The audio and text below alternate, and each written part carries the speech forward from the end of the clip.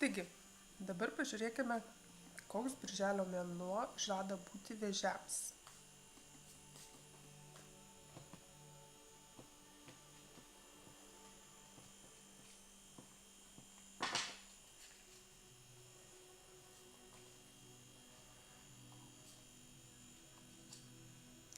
Pirmoji korta rodo birželio mėnesio pagrindinės energijas, pagrindinę užduotį vėžiams. Antroji korta rodo, ko geriau nedaryti arba kokių dalykų atsisakyti savo gyvenime. Ir trečioji korta duoda patarimą, kaip geriausiai, kuriuo keliu pasukti, kaip geriausiai išnaudoti šio laikmečio energijas, kad pasiektume geriausią tikslą. Taip. Taigi, laumžirgis. Laumžirgis, jisai simbolizuoja kaip ir iliuzijas.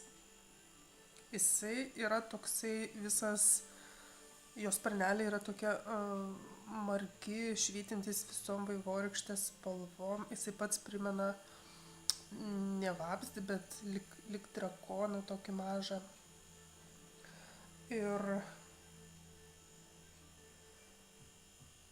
jisai sujungia savyje visas 4 stichijas – ir orą, ir žemę, ir ugnį, ir vandenį.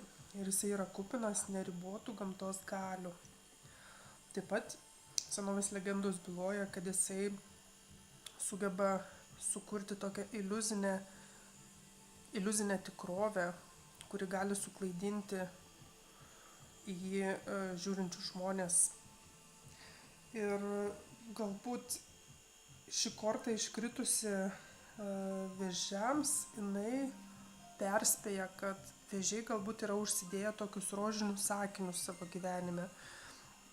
Turi tam tikrą tokį saldų melą įsikabinę ir labai sunku yra atsisakyti to tokio iliuzinio požiūrio į gyvenimą ir pažvelgti, kaip yra iš tikrųjų.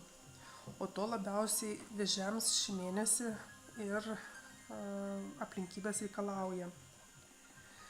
Laumžirgis simbolizuoja permainas, žinias, tam tikrą dvasinį pabudimą, bendravimą su stichijom.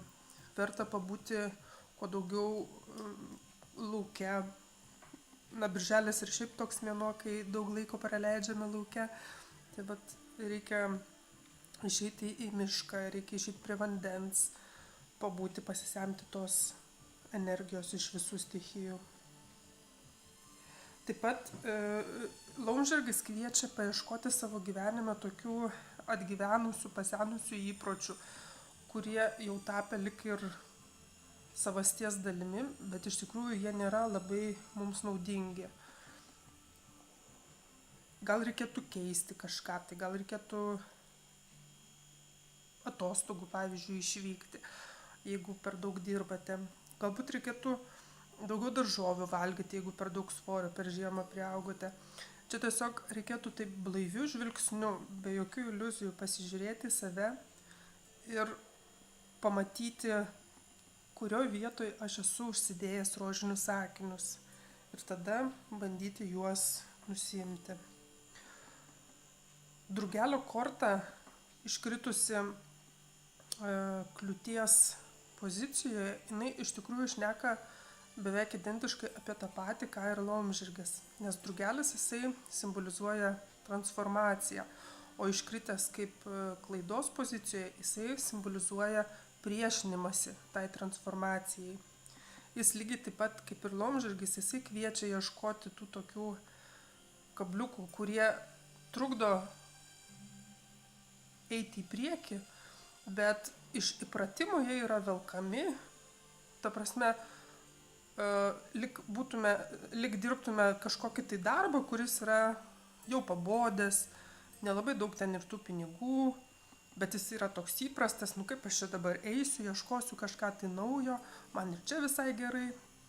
Tai vat ir drugelis, ir laumžirgis, jie skatina nusimesti tą saugumą, kaip drugelis, būdamas lėliukė, kokone jam taip saugu ir kai ateina laikas išlysti iš kokono, yra labai baisu palikti tą saugią erdvę, bet mes vis tik privalome nugalėti tą baimę, išlysti ir tada mes gauname neįtikėtiną dovaną, mes gauname sparnus ir galime skristi. Pastebėkite, kad visi 3 gyvūnai šiuose kortuose, jie yra sparnuoti. Tai vat vėžiams šį mėnesį reikia užsiauginti sparnus. Taigi nusimetam rožinius akinius, pradedam pokyčius ir kur mes atsidurime? Mes atsidurime pas kolibrį, kuris yra džiaugsmas. Kolibris simbolizuoja gyvenimo džiaugsmą. Jisai skraido nuo gėlytės prie gėlytės, jisai renka nektarą, gėlės jį myli, nes jis tai perneša žiedadulkes nuo gėlės prie gėlės. Jis yra estetas, jisai kviečia džiaugtis gyvenimu, džiaugtis grožiu, skleisti grožį apie save, pastebėti grožį tiek pasaulyje aplink save, tiek žmonėse aplink save, pagirti, palinkėti kažką gero, gražaus, nueiti į koncertą, nueiti į parodą, į teatrą, tiesiog savo sielai, savo širdžiai duoti tokių laimės vitaminų, daryti tai, ką nori širdis, nes jinai po žiemos dar gali būti tokia, truputį sušalusi, sustirusi ir jai labai reikia to gyvenimo džiaugsmo, jai reikia pasidžiaugti, pasišildyti saulytei, džiaugtis tais ką tik atrastais sparnais, kad nugalėjome savo baimę ir dabar yra laikas švęsti šitą pergalę. Taigi linkiu visiems vėžiams šį mėnesį džiaugtis